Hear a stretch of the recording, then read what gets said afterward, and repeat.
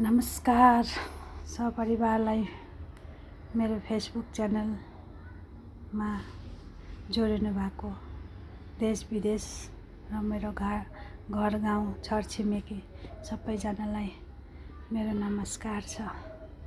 र हजुरहरुमा आज एउटा मलाई कुरा शेयर गर्न मन परेर यो भिडियो बनाउँदैछु। कृपया मन लाएर अलिकति टाइम दिएर सुनिदिनुहुन्छ भनेर। के छ भने नि हाम्रो दुर्गागढीको बारेमा मलाई दुई चार कुरा राख्नु मन परेर मैले यो भिडियो बनाएको। तपाईलाई के कस्तो लाग्छ प्लिज कमेन्ट गरेर भनिदिनु होला।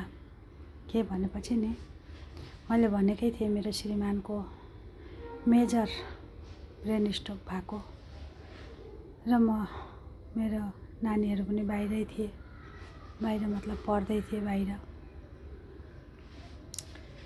एक्लै थिएँ म घरमा। अचानक भएको। त्यसपछि मैले यसो हारगुहार मागेर हस्पिटल पुर्याएँ।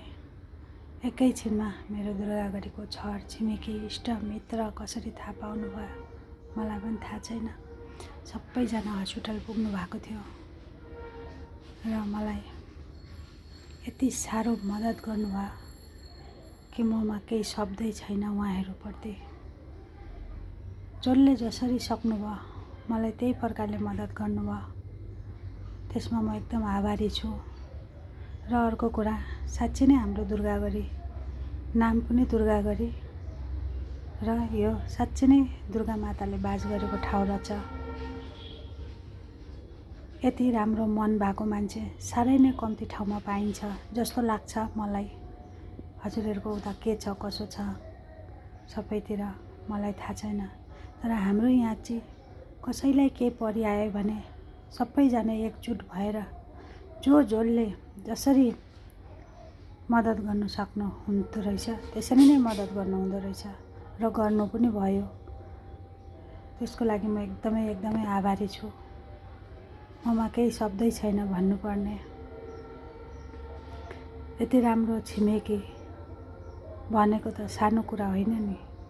मेरो यहाँ खुनको रिश्ता नभए पनि आत्माको रिश्ता चाहिँ यति बेसी रहेछ भनौं न कि मैले यो 2 महिना 15 देखि 20 दिन भयो होला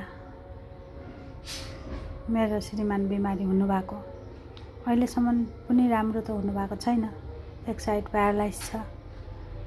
फिजियोथेरापी चलिरहेको छ, दबाई पानी चलिरहेको छ र पनि अब उठ्नु भएको छैन। के भन्नु त्यसमा मलाई भन्नुपर्ने केही शब्दै आएको छैन। तर पनि भगवानको आशीर्वादले र मेरो समाज साथी संगी इष्ट मित्र सबैको दया आशीर्वादले मलाई भगवानले पनि बल तागत दिइराख्नु भएको छ र मैले पनि अहिलेसम्म गरिराख्ने हिम्मत पाएको छु। किनभने मेरो यो दुर्गागढी सबैजना परिवार मिलेर एकजुट हुनु भएको छ र मलाई साथ दिइराख्नु भएको छ। 1 महिना 20 दिन 2 महिना सरी 1 महिना न 2 महिना 20 दिन भइसक्यो। एक्लै कहिले पनि छोड्नु भएको छैन। कुनाको आइराख्नु भएको छ, खबर लिइराख्नु भएको छ। आएर नभए पनि कसैले भ्याउनु भएको छैन भने फोनमै भए पनि बाटोमै भेटे पनि जे गरे पनि मलाई कदापि एक्लै छोड्नु भएको छैन। त्यसको लागि म एकदमै आभारी छु।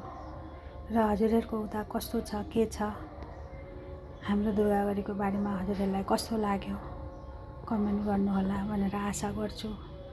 मबाट केही भन्नुमा त्रुटि भएको छ र भुल भएको छ भने म क्षमा चाहन्छु। नमस्कार।